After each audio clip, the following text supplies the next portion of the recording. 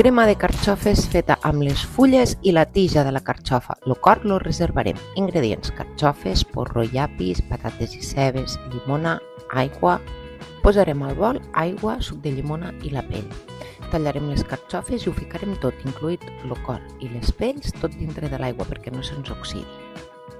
Farem el sofregit del porro, l'api i la ceba amb sal, pebrat i una mica d'oli. Per un altre costat també començarem a sofregir aquestes pells i aquest tronc. Les patates les courem a màxima temperatura 10 minuts al microones i comprovarem que estiguin toves. Deixarem que es refredin. Quan tinguem el primer sofregit, ho integrarem amb les carxofes i ficarem una mica d'aigua i anirem controlant la cocció. Si està la tija dura, hem de seguir cuinant i revisant, remenant. Si no, és que ho tenim a punt. Ha arribat l'hora de triturar. Ja siguem un robot de cuina, un braç triturador o un turmix de tota la vida, el més important és que no se'ns enredin les filamentes a les fulles. Pelarem les patates ara que les tenim fredes i les integrarem.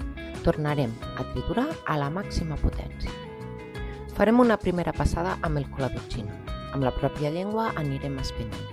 El pastó que en queda a sobre se pot retirar.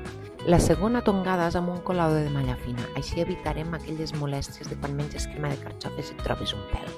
La recepta completa a l'enllaç del meu perfil. I a la pròxima tindreu el confit del cor de la carxofa.